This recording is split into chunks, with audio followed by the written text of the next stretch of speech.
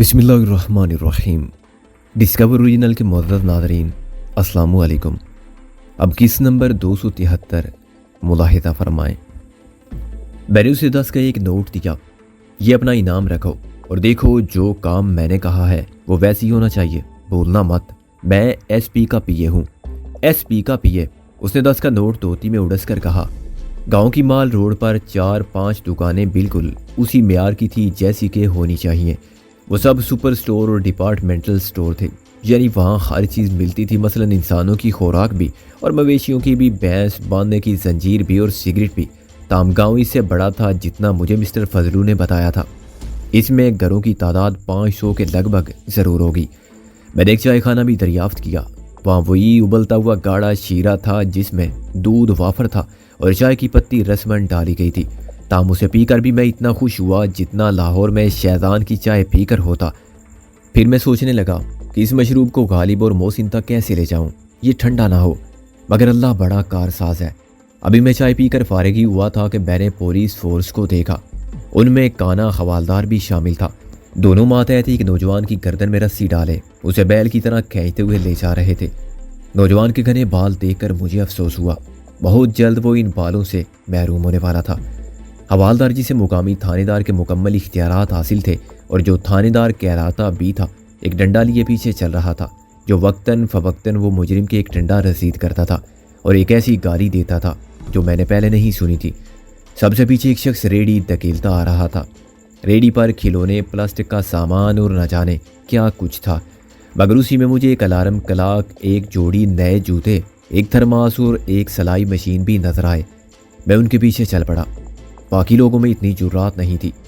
یہ کیا چکر ہے؟ میں نے اسی شخص سے کہا جو ریڑھی لے جا رہا تھا۔ کون ہے جی؟ میں نے ملزم کی طرف اشارہ کیا۔ چور ہے جی، ریڑھی دھکیلنے والے نے مجھے اوپر سے نیچے تک دیکھ کر کہا۔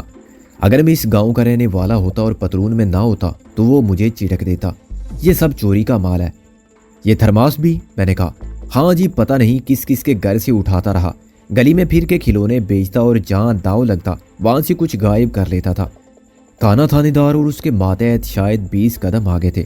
انہوں نے یہ گفتگو نہیں سنی، ورنہ وہ مجھ سے دخل در معقولات کا سبب ضرور پوچھتے۔ تم کون ہو؟ چور کے ساتھی؟ میں نے کہا۔ لعنت بھیجو جی ایسے کام پر۔ وہ بولا، میں تھانے دار کا چوکی دار ہوں اور تھانے دار صاحب کا خاص آدمی ہوں۔ ویری گڈ، میں نے کہا، پھر تو تم میرا ایک کام کر سکتے ہو، یہ لو 100 روپے، خاموشی سے جیب میں رکھ لو۔ تھانے دار کے افیسر آن اسپیشل ڈیوٹی نے 100 کا نوٹ ایسے غائب کیا جیسے شعبہ آباد لوہے کا گولا غائب کرتے ہیں۔ کیا کام ہے؟ یہ تھرماس تمہارے لیے بیکار ہے، میں نے کہا، چوری کے مال میں اسے مت شامل کرو۔ اس نے ریڑھی پر سے تھرماس اٹھایا اور مجھے پکڑا دیا۔ یہ لو جی، مگر اب کھسک لو، تھانے دار صاحب نے دیکھ لیا تو 100 چھتر ماریں گے۔ میں فوراً واپس ہو گیا۔ 20 روپے کا تھرماس اس وقت 100 میں بھی مہنگا نہیں تھا۔ میں نے اس میں چائے بروائی، بسکٹ لیے اور گاؤں کا ایک چکر کاٹ کر واپس ہوا۔ میں نے گاؤں کا ڈاک خانہ دیکھا جہاں فرد واحد ایک کرسی پر حقہ پیتے پیتے سو گیا تھا۔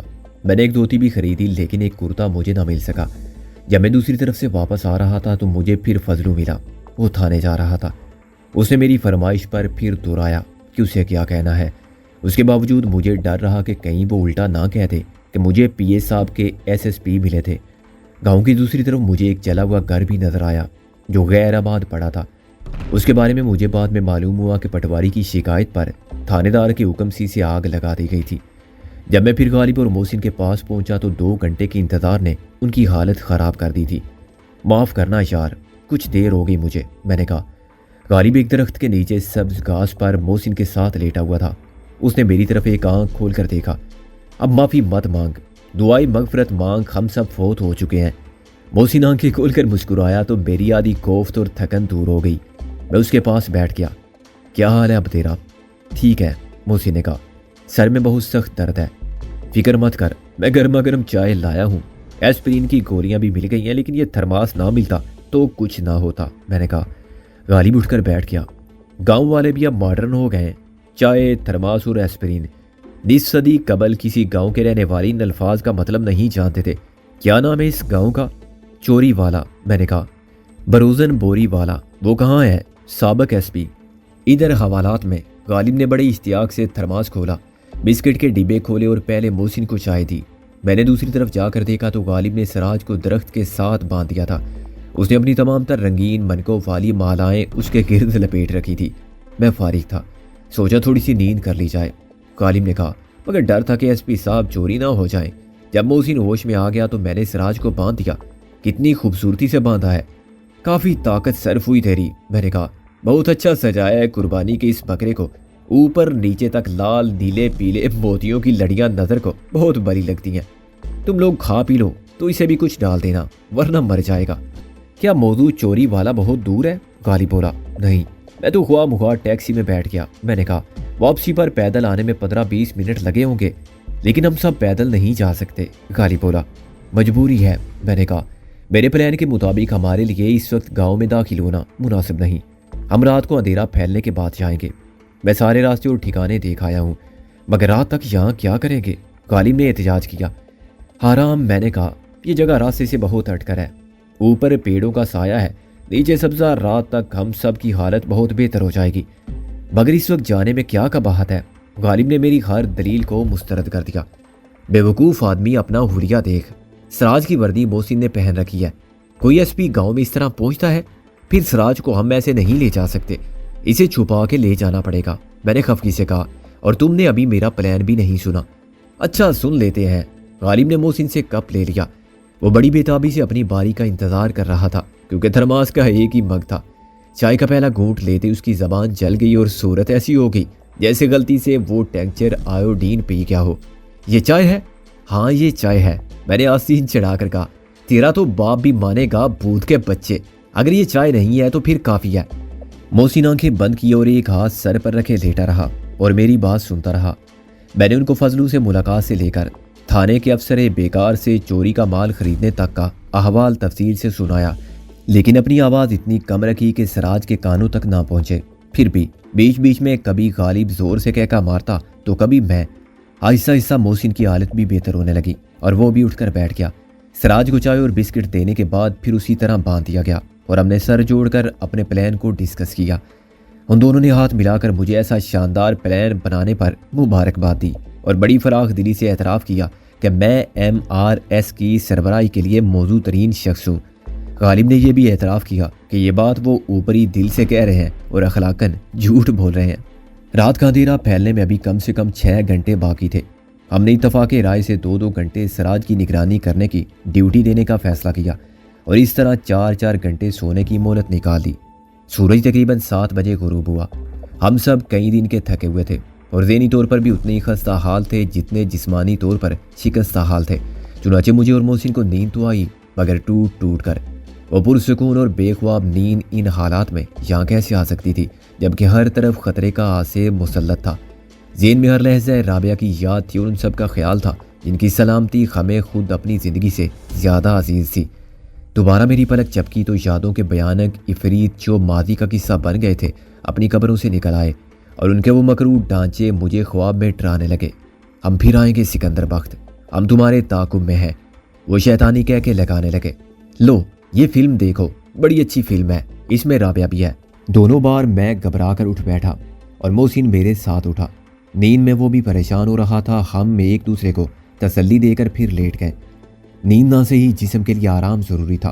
ہم نے سراج کو بھی باندھ کر پیڑ کے ساتھ کھڑا رکھنے کی بجائے زمین پر لمبا لٹا دیا تھا اور اس کے جسم سے لپٹی ہوئی ایک مالا کو درخت سے باندھ رکھا تھا تاکہ وہ دور نہ جا سکے۔ وہ بھی تھکن اور پٹائی سے بے حال تھا، مگر ہمارے مقابلے میں وہ واقعی گھوڑے بیچ کر سویا۔ اس کے خراٹے سن کر مجھے تعجب ہوا تھا۔ محسن نے تو خیال ظاہر کیا تھا کہ وہ ایکٹنگ کر رہا ہوگا، مگر میں نے اس کے کان میں کبوتر کا پر گھما کر دیکھا، اس نے حرکت بھی نہیں کی، جس سے اندازہ ہوا کہ وہ بے ہوشی کی نیند سو رہا تھا۔ کھانے کے لیے وہی بسکٹ کے ڈبے تھے جو ہم چر گئے تھے اور چائے تھی جو دوپہر کو ختم ہو گئی تھی۔ تامیس آرام کے وقفے نے ہماری جسمانی توانائی کو بحال کر دیا۔ 7 بجے ہم نے سراج کو لات مار کے جگایا۔ اٹھ مردے، یہ تیرے باپ کی جاگیر نہیں ہے جس پر پیر پھیلا کے سو رہا ہے، میں نے کہا۔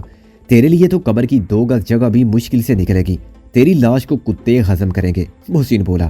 ذرا سوچ کے سورہ اسرافیل پر شرفاء تو اپنی قبروں سے اٹھیں گے، تو کہاں سے نکلے گا؟ بے حد غور طلب نکتہ ہے۔ غالب نے آخری سگریٹ جلاتے ہوئے ارشاد فرمایا، ممکن ہے ایسے بدبختوں کو ایسے معاشر میں بھی قدم نہ رکھنے دیا جائے، سیدھا جہنم کے سب سے غلیظ طبقے میں پہنچا دیا جائے۔ چلو یارو کوچ کرو، میں نے کہا۔ गांव तक पहुंचते पहुंचते अंधेरा गहरा हो जाएगा। भूख भी लग रही है अब तो। हम सब एक साथ रवाना नहीं हुए। सराज को हमने सबसे पीछे रखा, उसके साथ गालिब रहा। मैं और मोहसिन आगे थे। हम रास्ता साफ देखते थे तो उन्हें इशारा करते थे और वो हमारा साथ देने लगते थे। मैं नहीं चाहता था कि हमें कोई भी गांव में वार होता देखे।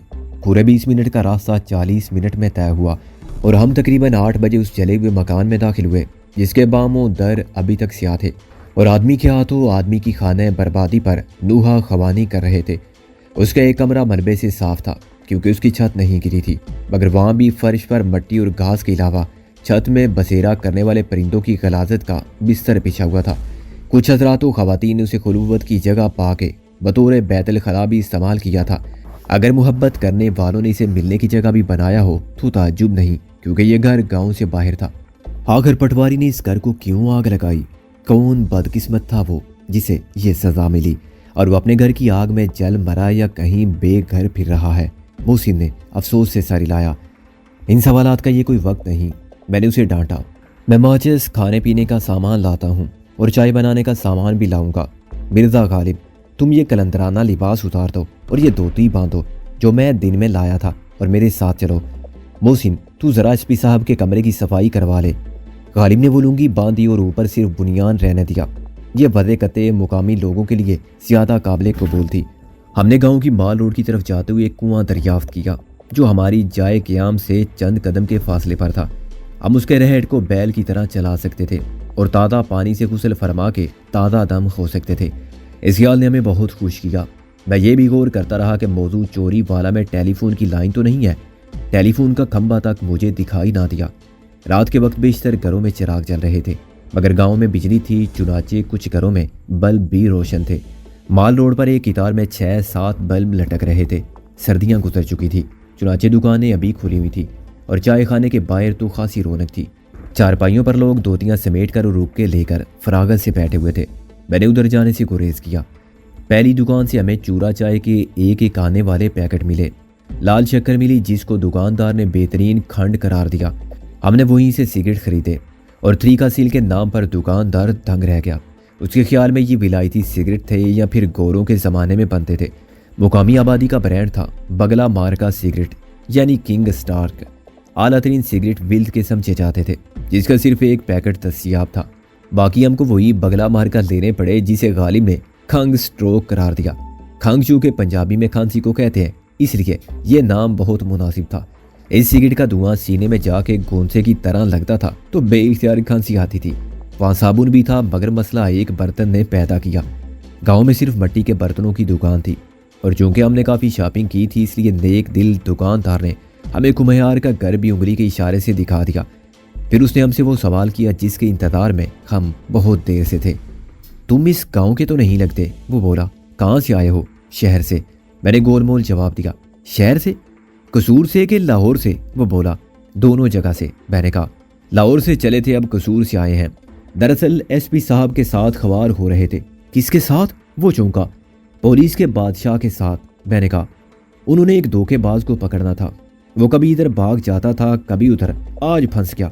अच्छा, वो अपना फजलू भी कहता फिर रहा था। दुकानदार बोला कि कोई बहुत बड़े पुलिस के अफसर आने वाले हैं। थानेदार उसे पकड़ के नंबरदार के पास ले गया था। वह उसने सबके सामने कहा कि उसे कोई मिला था, पता नहीं कौन था। उसने बताया कि थाने वाले होशियार रहे। काना मेरा मतलब है थानेदार साहब की तो पतलून ढीली हो रही है और उसके साथ जो मुनकर नकीर है ना, उनकी हालत ज्यादा खराब है। आज रात भर थाने की सफाई होगी।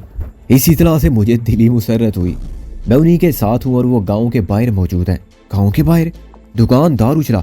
इतने बड़े अफसर और गांव के बाहर, नंबरदार की हवेली होते हुए? चाचा बस यहीं रुक जाओ। मैंने कहा अफसर का हुक्म है कि किसी को खबर नहीं होना चाहिए। बहुत सख्त और ईमानदार अफसर है।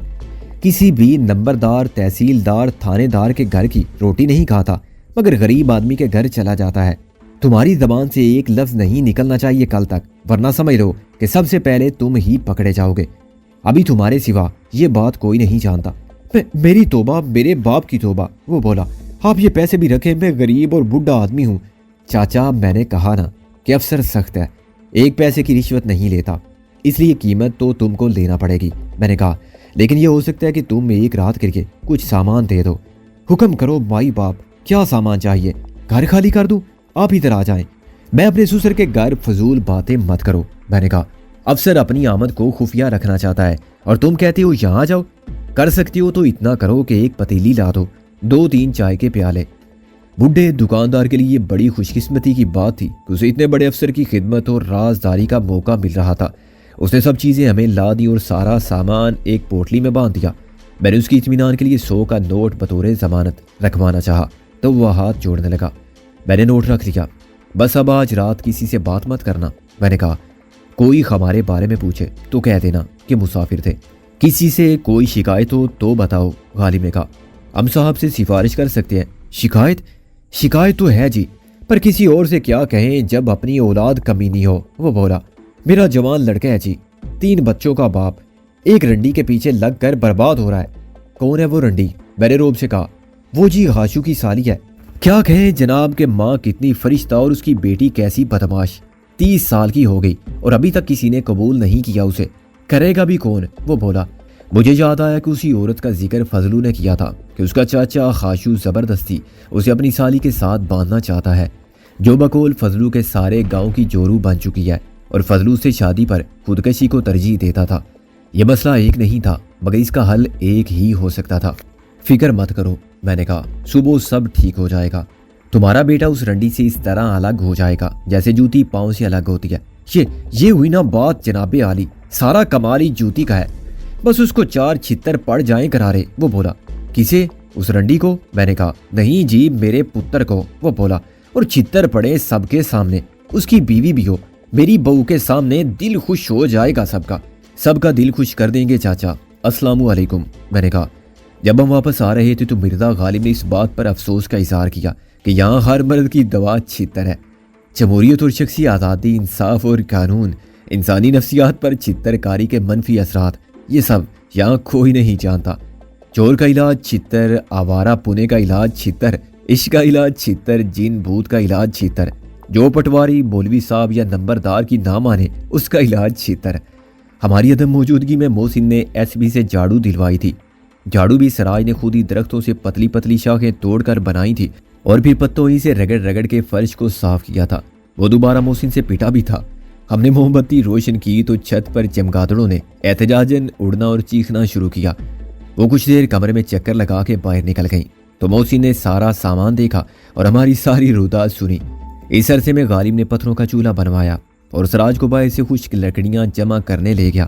اب ہم اپنی مرضی کے مطابق چائے تیار کرنے کی پوزیشن میں تھے، لیکن میں نے تجویز پیش کی کہ پہلے ہمیں نہا لینا چاہیے۔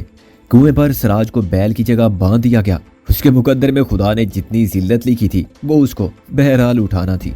باری باری ہم نے بھی اس کے ساتھ زور لگایا اور ایک ایک کر کے نہاتے گئے۔ پانی بہت صاف اور ٹھنڈا تھا۔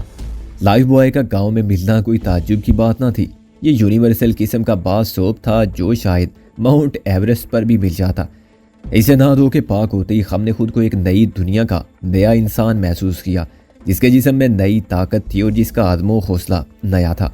سراج کو ہم نے منہ بھی نہیں دھونے دیا کیونکہ صبح اس کو مفرور ملزم کی طرح پیش کرنے کے لیے اس کا حلیہ بھی خراب ہونا ضروری تھا۔ ہم نے چولہا جلا کے چائے بنائی اور بسکٹ کھاتے مسلسل چائے پیتے رہے۔ بل کے سگریٹ برابر تقسیم کیے گئے۔ 10ویں سگریٹ کو پہلے سلگایا گیا اور اس کے سوٹے سب نے لیے۔ سراج کو بھی بسکٹ اور چائے دی گئی اور پھر باندھ کر دوسرے کمرے میں ڈال دیا گیا جس کی چھت نہ تھی۔ اس کے منہ میں کپڑا نہیں ٹھونسا گیا۔ یہاں اس کو شور مچانے کی اجازت تھی مگر وہ بالکل گم سم پڑا تھا۔ اسے بندھی ہوئی ایک ڈوری ہمارے ہاتھ میں رہی لیکن پھر بھی ہم نے اس پر نظر رکھی۔ وہ ایسا آدمی تھا کہ مالا کی ڈوری کسی پتھر سے باندھ کے نکل جاتا اور ہم ساری رات ڈور تھامے اس یقین کے ساتھ بیٹھے رہتے کہ وہ موجود ہے۔ 10-11 بجے چاند نکلا تو ہم زمین پر ایک دوسرے کے متوازی لیٹے سگریٹیں پھونک رہے تھے، کھانس رہے تھے اور سب ایک ہی بات سوچ رہے تھے۔ سب کے ذہن میں رابعہ، کیتھرین اور استاد ٹیڈی کا خیال تھا۔ اچانک محسن نے پوچھا یار غالب تو نے بھی شیلا کو روکا تھا؟ غالب نے اسے سر گھما کر دیکھا۔ کس بات سے؟ میں نے اسے شادی کے وقت روکا تھا کہ کس کو قبول کر رہی ہو۔ میرا مطلب ہے روکتا اگر، بکواس مت کر۔ محسن گرم ہو گیا۔ سیدھی طرح بتا کیا بات ہے یار، بہت سیریس ہو رہا ہے۔ غالب بولا میں نے جو پوچھا ہے وہ بتا، تو نے بھی منع کیا تھا اسے؟ کس بات سے یار، تو جانتا ہے وہ انکل رضوی کے گھر میں تھی۔ غالب بولا انہوں نے بھی اسے روکا تھا کہ جولی کے لیے گردے کا عطیہ نہ دے۔ तू पागल हो गया क्या? गालिब उठ बैठा। शैला ने कब अतिया दिया था चोली के लिए? फिर किसने दिया था? मैंने उसे गौर से देखा। एक हाफिज जी थे, अखबार में अपील छपी थी तो उनकी बेटी आ गई थी और लोग भी बहुत आए थे, मगर गुर्दा उसी हाफिज की बेटी का लगा। उन्होंने किसी तरह भी एक पैसा नहीं लिया, ना मुआवजा, ना नजराना, ना तोहफा। गालिब बोला। गालिब क्या कह रहा है तू? मैंने उस लहजे में कहा कि गालिब परेशान होकर बैठ गया। उसने मेरी और मोहसिन की सूरत पर बरसती हुई वहशत को देखा। इसमें ऐसी कौन सी अनूनी बात है यारो? वो बोला। फिर क्या हुआ था शैला को? मोहसिन ने चिल्ला कर कहा। उसकी तबीयत अचानक इतनी खराब कैसे हो गई थी? कौन झूठ बोल रहा है मुझसे? यार मैं क्यों झूठ बोलूंगा? उसकी तबीयत खराब तो खैर हुई थी, मगर उसमें भी कोई गैर मामूली बात नहीं। अंकल रिजवी से बेहतर उसका ख्याल रखने वाला कौन था? और फिर आंटी तजरीबेकार है, बाकायदा मेडिकल चेकअप के लिए वो एक गायना स्पेशलिस्ट के पास जाती थी। आंटी की कोई कजन वगैरह है। फिर वो कैसे मर गई? कैसे मर गई वो?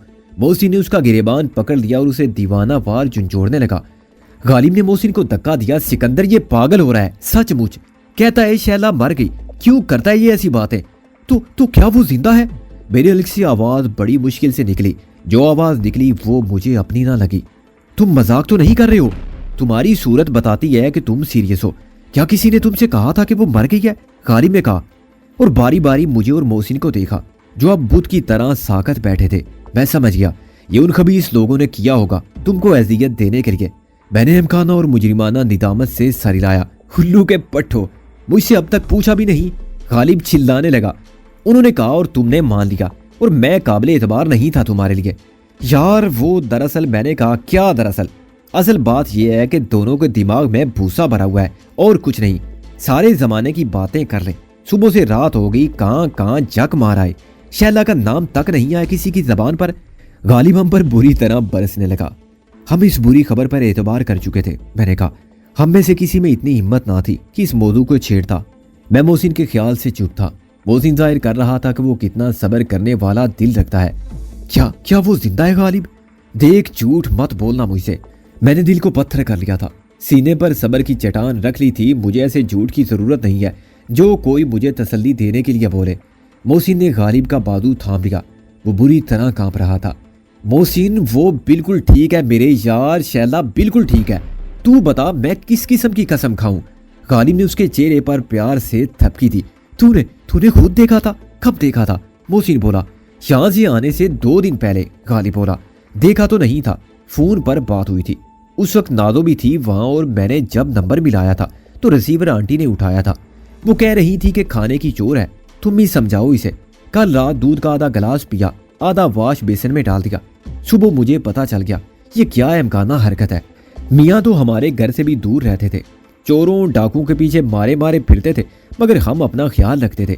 इस तरह खाना पीना छोड़ने से अपनी सेहत तो खराब होगी, फिर बच्चे की सेहत कैसे अच्छी होगी? मैंने कहा था कि आंटी आप मुझे क्या कह रही हैं? एसएसपी साहब से कहें 2 हाथ लगाएं, तीर की तरह सीधी हो जाएगी। मैंने भी उसे डांटा था कि खाओ, इतना खाओ कि हैजा हो जाए। भूखे मरने से खा खा के मरना बेहतर है। मोहसिन एकदम हाथों में मुंह छुपा के रोने लगा। मैंने उसका सर अपने कंधे पर रख लिया। मत रो मोहसिन, वो सब झूठ था, डरावना ख्वाब था।